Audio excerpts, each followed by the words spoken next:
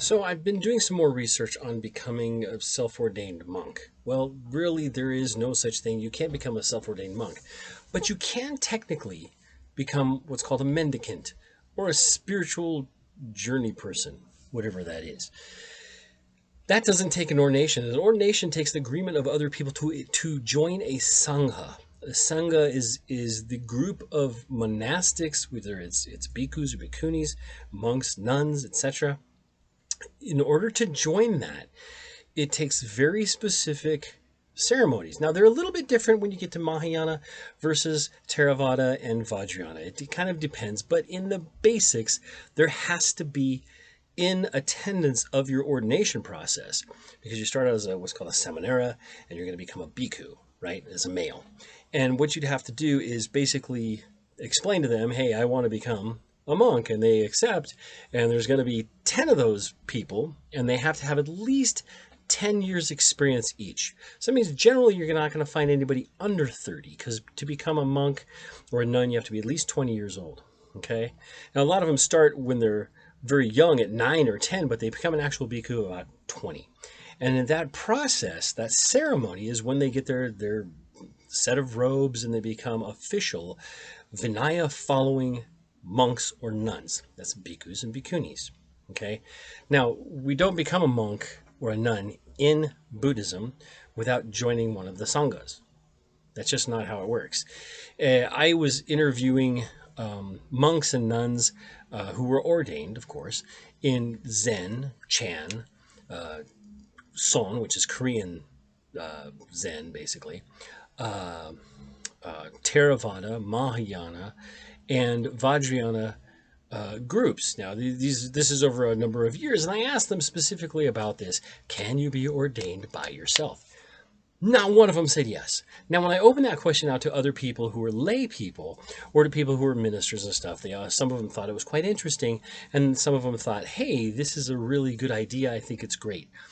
However, the reason that we don't allow that, or that's not allowed, is because they're trying to maintain the Sangha. Okay, the Sangha has rules to follow. That's the 227 rules, I think it is, of the Vinaya. They're detailed, they're very unusual. Some of them are very weird, and they're trying to change them because things like holding money, you can't do that, or passing money, sitting next to a woman, these kind of things. They have to change that because in the modern day, we're having to travel by plane.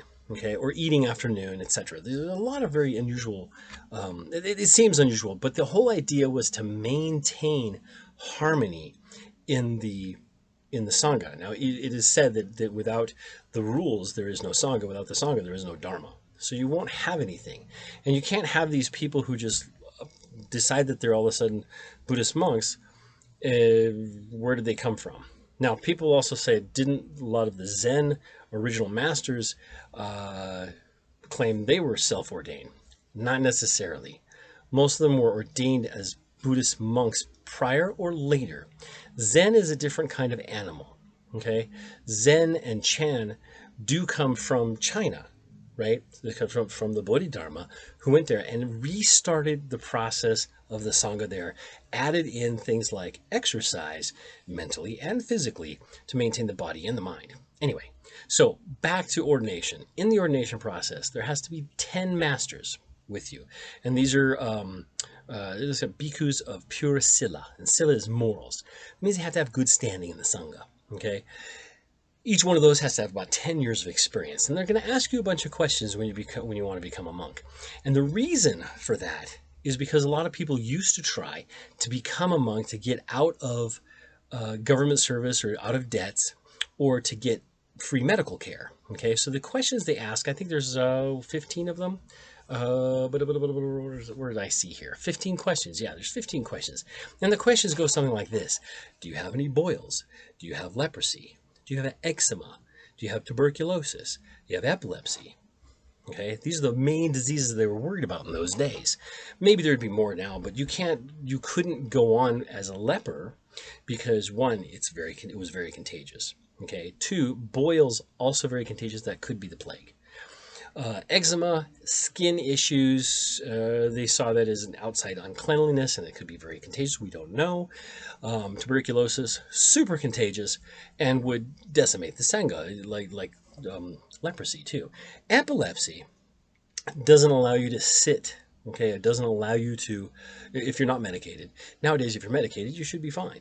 It doesn't allow you to sit. It doesn't allow you to do some prostrations and stuff like that because you could have an epileptic seizure and people would freak out about that. They didn't understand all of the physiology of those kind of things anyway. The next ones are you actually a human being? Now, I'm not sure who else would be in there and say they weren't a human being, but that was a criteria. Okay, that's one of the questions that are asked. Are you a man? Now, so this is the difference. To become a bhikkhu, you have to be a man. To become a bhikkhuni, you have to be a woman. Are you a man? Are you a free man? Which means you're not a slave. So someone doesn't control or own you, basically. The next one too, are you free of your debts? Let's see, are you like in debt up to your eyeballs? You can't go in there and think you're going to get rid of those debts, and you can't hope that the sangha will pay those for you because they're not going to. Are you in government service? So were you conscripted or are you in the military or something like that? You can't get out of it that way. Do you have your parents' permission?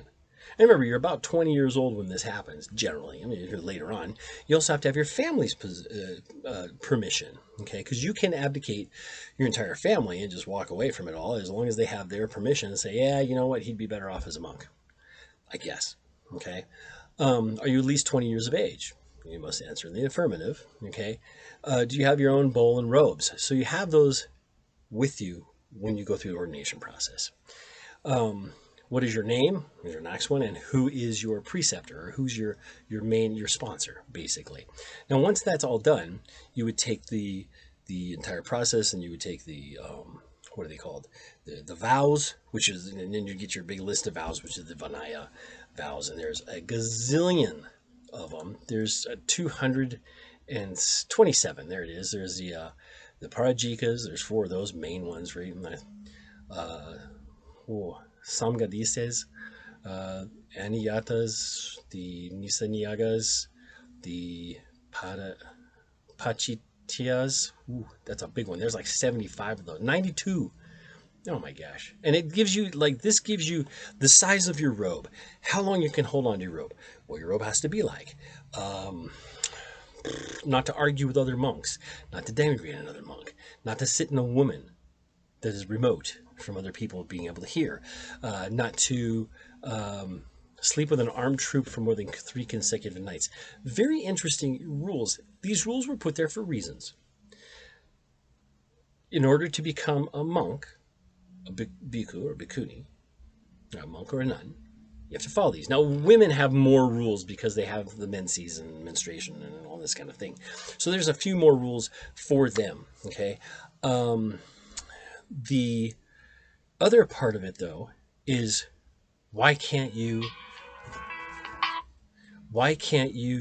continue on as a spiritual journey person? There's no reason you can't. You're not going to be a monk. You could be a Buddhist. You could be what's called a Pratyeka Buddha. You could be a mendicant Buddhist. Pratyeka means like individual Buddhist. Now, there's some hairiness in that. We're not sure whether they should be ordained or not. I'm not real sure on that. I'd have to look some more of that up. But this is what I got from all of the monks and nuns that I interviewed. Now, this is way over. It's 115, I think the total one was, that I approached. I got back 101 written answers. I have them somewhere. I have to look through them. But the main thing was that there's no possibility of becoming a self-ordained monk. Just not the thing.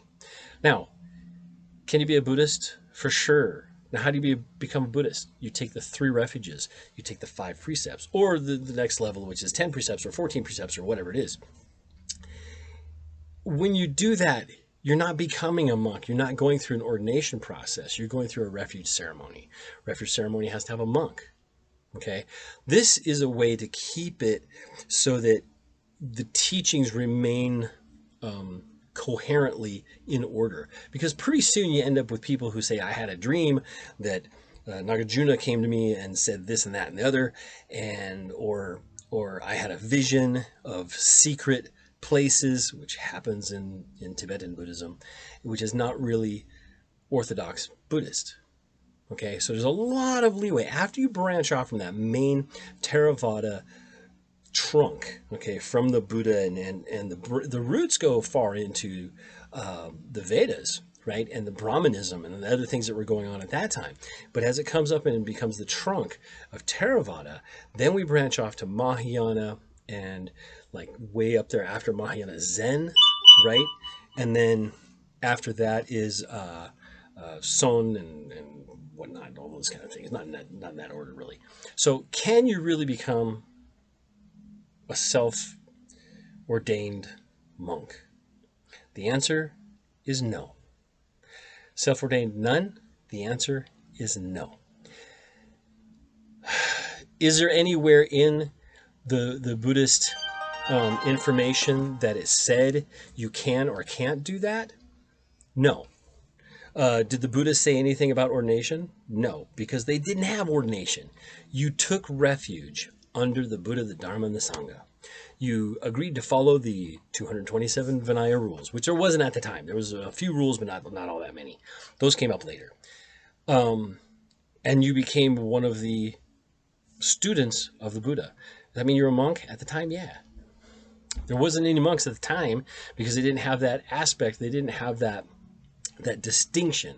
You were a mendicant, you were a bhikkhu, which basically means you were homeless. Okay, you're a homeless person who hung out with all these other guys, and they said, we got to start dressing the same because some of y'all stink and some of y'all look terrible, and some of you guys, we're going to cut our hair so we're looking different, and we're going to have these kind of robes, and we're going to sit in this kind of way, and we're going to act in this kind of way, so that it maintains the respect of the community and respect of the other monks, the other monastics, we should say, the mendicants.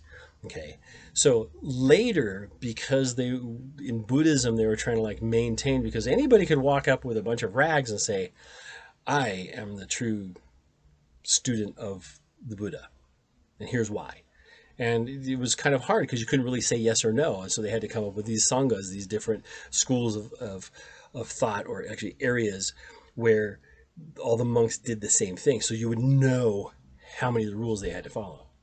A lot of tests that would be like, tell me the 4 paramitas or 6 paramitas or whatever, or the 4 noble truths or something like that. Give me some information that's not known by the general laity. And that was kind of a test, a litmus test for monks. And you see that happen even today because there's a lot of fake monks who walk around and try to sell beads and things. You're not allowed to do that, by the way. And good luck charms and things like that, and read fortunes, which they're not allowed to do. That's in the Vinaya, actually. You can see it in there. They're not allowed to do those kind of things. Now, a lot of people have a problem with it, but those people generally are lay people, and they don't understand the tradition, the Vinaya, and they haven't spent enough time around actual monks or nuns. I've spent the last 20 years around monks, nuns of all denominations, well, all of the, I guess you call them the sects, okay?